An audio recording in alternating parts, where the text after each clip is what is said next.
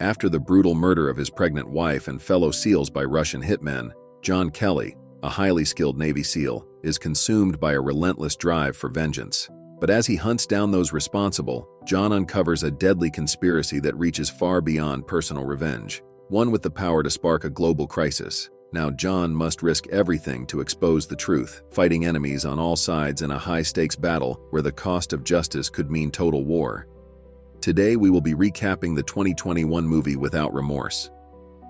In Aleppo, Navy SEAL John Kelly is with his team infiltrating what is allegedly a Syrian safe house to recover a CIA operative taken hostage. As the team heads in and takes out other gunmen, John finds out that the men are ex-Russian military and that the place is a Russian arms depot, which was not disclosed to them. The hostage is recovered, and as they prepare to leave, an RPG strikes, destroying the hallway. John recovers, but one of his men dies. Lieutenant Commander Greer falls to a lower floor, but their superior CIA agent Robert Ritter refuses to assist and departs. John and two men stay behind as Greer faces an assault. John leaps into the hole, joining Greer in the fight. The two move toward the exit, where John ambushes and kills two waiting attackers. They reunite with Ritter as he boards a helicopter, and the team flies out just as the place gets bombed. John almost fights Ritter for not giving them full information on the captors. 3 months later, John is having a party with his pregnant wife Pam and other friends. Meanwhile, one member of John's team, Rowdy King, is taking the garbage outside his house when a van runs him over and leaves him dead. Another man, Keith Webb, is talking to his wife on the way home from work when the same van is in front of him. A man gets out and shoots Webb dead so his wife can hear. Later, Pam goes to bed while John listens to music in the basement. The men from the van sneak around his house and cut the power. John soon notices something suspicious and grabs a gun before investigating. The gunmen reach his bedroom and shoot Pam to death in bed. One of the gunmen shoots one of his men dead and leaves him in the bedroom. John kills the other two men before fighting and wounding the last man. He gets a brief look at the man's face before he escapes. John, who was just shot, weakly crawls to the bedroom to find his wife dead. He mourns her loss before passing out. John is rushed to the hospital in critical condition. The CIA and SEALs hold a briefing about the attacks on the Special Forces unit, investigating all leads. Greer confronts Ritter after the meeting, defending the honor of her men and demanding the truth. Ritter remains cold and nonchalant, stating that they are still looking into it. In a comatose state, John dreams of Pam before experiencing a seizure. Days later, he wakes to find Greer by his side. He asks about his baby, only to learn that both his wife and daughter have died. He cries silently, wanting to know who was behind the attack, but Greer has no answers. He tells her about the dead attackers and the one who escaped. He demands a name, but Greer remains silent. Later, Greer meets with Secretary of Defense Thomas Clay, who reveals that Greer's father holds her judgment in high regard. Clay asks if they can trust John, as he believes John has a plan. John begins his rehabilitation. Greer is summoned for a meeting with Clay and Ritter, who is displeased with Greer's presence. Ritter presents a photo of the son of the Russian arms depot head killed during the raid, suggesting he may be behind the revenge attacks. Greer, seeing 3 images, asks about the 4th attacker, but Ritter dismisses it. He reveals that the CIA has closed the case and considers the matter settled. Greer is furious, and Clay explains that his hands are tied. Greer later meets John for a drink, telling him about the CIA's decision. She reveals that the 4th attacker is a ghost, and all passports linked to the attackers were issued by Andrei Vasilyev, an untouchable former FSB agent. A few nights later, John visits his former home, now a crime scene. He enters his room and breaks down, mourning his loss. He heads to the basement to retrieve a stash of weapons and money. Upstairs, he prepares himself, dousing himself in alcohol. John tracks down Andrei at the consulate, staggering toward his guards in a drunken act. He watches Andrei leave in a vehicle and follows the convoy in his truck. He calls 911, reporting that someone in the convoy flashed a gun at him, prompting the police to pull over the vehicles, leaving Andrei exposed. John rams his car, trapping it. He pours gasoline on the car, lights it, and enters the blazing vehicle, killing the driver and holding a gun to Andrei. He demands the name of the 4th attacker, shooting Andrei in the leg when he hesitates. Andrei admits that he is the problem, revealing that John was supposed to be dead. John shoots Andrei in the chest, forcing him to reveal the name Viktor Rykov. John then kills Andrei and surrenders to the cops arriving on the scene. Soon, news leaks about the Russian attacks on the Navy SEALs, though the CIA and government attempt to suppress it. Ritter tells Clay that they suspect suspect Greer leaked the information to John, worried about the message it sends to the Russians. Clay, however, believes that John shook something loose that the CIA couldn't, and they should wait to see what unfolds. John is now imprisoned, facing a life sentence. Greer visits him, where he expresses no regret for his actions, feeling betrayed by his government and unable to forgive the loss of his family. He reveals that he has new information, but to hear it, Clay must get him out of prison. As John is returned to his cell, he overhears men speaking Russian outside his door. Moments later, a guard comes, commanding John to turn and face the wall as they're heading out for a trip. John refuses to comply, and the guard leaves in frustration. John grabs a towel and starts wrapping his fist. He removes his shirt and begins flooding the cell, preparing himself for the coming battle. Soon, armed guards rush in, and John goes into a frenzy, overpowering them. He then grabs one by the neck, threatening to kill him unless the others close his cell door. The men reluctantly obey, but more guards soon appear at the entrance. At that moment, U.S. Marshals intervene, stopping the guards and passing John a cell phone. On the line is Greer, who instructs him to follow the Marshals to freedom. John is transported to a black site where Clay, Ritter, and CIA head Sarah are waiting. They ask him what he knows, and John reveals the name Viktor Rykov. Sarah is taken aback, claiming that Rykov is dead. Ritter tries to cover it up, but is forced to admit that Rykov is the leader of a team of operatives. John quickly identifies him from a set of photos, which alarms both Sarah and Ritter. Ritter insists that if Rykov is alive, they need to track him down, and John demands to join the operation. Clay initially refuses, with Greer supporting him, stating that John isn't suitable for the mission. However, Clay relents, telling John that he'll return to prison after the mission. John meets the rest of the team at a hangar, where they will board a commercial plane and parachute into Russia. Ritter departs, taking a separate flight, informing them he'll join them later. During the flight, John jokingly confronts Greer about her earlier comments, but she explains she was just trying to protect him. John reflects on how, if he had left the Navy sooner and not gone on that mission, his family might still be alive, and he holds himself responsible. He resolves to seek revenge, dismissing Greer's reminder that the mission is an extraction. They arrive at the drop zone and are preparing to jump when a Russian fighter jet appears and orders the plane to divert. When the pilot refuses, the Russians strike the plane's engines with a missile, causing it to crash into the sea. Greer orders everyone to exit, but John insists they can't leave the gear behind, knowing they need it for the mission. As the plane sinks, John dives in to retrieve the equipment, nearly running out of air. He manages to attach one last bag and uses it to surface. He barely survives, and his teammates help him into the inflatable boat. They race off to complete the mission. They arrive in a town and head to their safe house. John suspects the attack was intentional and that Ritter may be involved, planning to get answers. Ritter and his team are watching the news about the plane when John and the team burst in, holding them at gunpoint. Ritter tries to explain himself, but John grabs him by the neck. Ritter insists he hasn't betrayed them and is only after Rykov. Eventually, John releases him. Soon, the SEALs, with Ritter and his men, travel in a van to a building near Rykov's hideout. John scopes out Rykov's location through his sights, and Greer expresses concern. John reassures her, claiming he's only observing. Later, the team infiltrates the building, with John taking point. He tells them to wait while he checks ahead, but unexpectedly locks them on the other side of a gate to go off on his own against orders and finish Rykov himself. Inside the apartment, all the Russians are dead, and John finds Rykov strapped with a suicide vest, telling him that both of them are pawns working for the same king, revealing himself as a deep cover agent with the CIA. He blows himself up, which causes part of the building to come down. As the team catches up with John, they are fired upon by a sniper, who hits one member, Dallas. Unable to locate the sniper's position, John uses a piece of broken glass to pinpoint him. He provides cover fire while the team tries to reach their injured teammate, but a second sniper appears. They manage to dodge the gunfire and take cover. Police also arrive on the scene, but are immediately shot dead by the snipers. As the team hides, they come to the realization that they were set up to get caught as part of an attack to initiate a US-Russian war. While the others lay down cover fire, John blows a hole in the wall to the next apartment. Greer moves in to ambush the sniper while John distracts him. She bursts in but runs out of ammo and ends up fighting the man hand to hand. Despite the man's strength, Greer manages to overpower him, stabbing him to death. The team moves to the lobby, only to find the building surrounded by police. John offers himself as a distraction to give the team a chance to run. Greer protests, but he reminds her that he is a felon and the only one who can be left behind without triggering a war. Greer agrees, and John heads to the roof. He begins launching grenades and firing shots, allowing the others time to get away. The police corner him, but he fights them off, eventually running out of ammunition. He's shot in the shoulder but manages to leap through the roof to escape. After fighting and killing a soldier, John grabs a rifle and fights his way down the stairs, forcing the soldiers to take cover. He puts a bomb in his bag, and before the men can reach him, he sets off a massive explosion. Amid the chaos and smoke, John, now in a Russian soldier's uniform, steals an ambulance and rejoins the team at their their hideout. Greer helps him inside, and the team later get away by boat. On the boat, John reflects that Rykov was just another pawn, and they will never uncover the masterminds behind everything. He's certain he'll be sent back to prison, but to his surprise, Ritter offers him money and a chance at freedom. Ritter believes they have a better shot at exposing the conspiracy, with John operating as a ghost. Later in DC, Clay has dinner while watching the news about rising tensions between the US and Russia. He heads to the bathroom, unaware that John is waiting for him there. John confronts Clay, revealing the truth about the operation and the conspiracy. When Clay inadvertently exposes his knowledge of details beyond what was shared, John's suspicions are confirmed. He incapacitates Clay and drives away with him. John threatens Clay's family until he reveals that the mission was a setup to start a war, in the hopes that a new Cold War may boost the US economy to unite the country against a common enemy. John then drives the car off the bridge, and Clay, who is handcuffed, drowns. John prepares to drown as well, even seeing a vision of Pam talking to him near a campfire. He says he misses her, but she assures him she is always with him. John is given a funeral, but it is revealed that Greer used scuba gear to rescue him. She brings him to a train station so that he can start a new life. He is even given a new identity, John Clark. Midway through the credits, John meets with Ritter a year later. He tells him that, to prevent future conflicts, he would like to put together a team, codenamed Rainbow. Ritter tells Clark it's good to have him back, to which he says that it's good to be back.